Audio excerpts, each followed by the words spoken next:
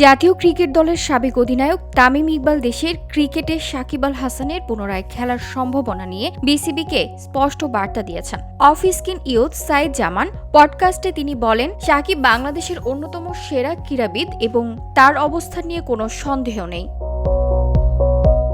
তামিমের মতে সাকিবকে খেলানো উচিত যদি সরকারের অনুমোদন থাকে, সব শর্ত ঠিক থাকে এবং বোর্ড মনে করে সে খেলানোর জন্য সক্ষম। তিনি বলেন, যদি বিষয়টি শুধুমাত্র লোক দেখানো বা কোনো কিছু ঢেকতে করা হয় তাহলে সেটা না করাই ভালো। তিনি আরও উল্লেখ করেন, একজন ক্রিকেটার হিসেবে সাকিব এই সম্মান পাওয়ার যোগ্য।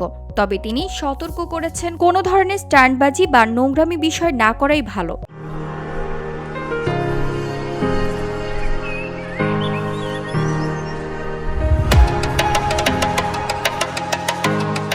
সাকিব ও তামিমের মধ্যে সম্পর্ক নিয়ে দীর্ঘদিন ধরে গুঞ্জন থাকলেও তামিম জানিয়েছেন, তাদের মধ্যে কোনো বড় ঝামেলা বা মনোমালিন্য নেই। কিছু ভুল বোঝাবুঝির কারণে বিষয়টি অতিরিক্ত নাটকীয়ভাবে উপস্থাপিত হয়েছে, যা বাস্তবে ততটা গুরুতর নয়।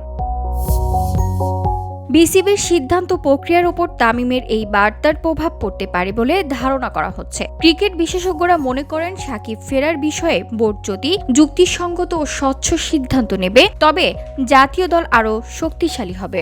বাংলাদেশ ক্রিকেটের ভবিষ্যৎ এবং জাতীয় দলের শক্তি বৃদ্ধিতে সাকিবের অভিজ্ঞতা গুরুত্বপূর্ণ। তাই বোর্ড ও সংশ্লিষ্ট কর্তৃপক্ষ তার ফেরার বিষয়ে যুক্তিসঙ্গত ও সমোপযোগী সিদ্ধান্ত নিয়ে দেশের ক্রিকেটে ইতিবাচক প্রভাব পড়বে। VOD Bangla news desk.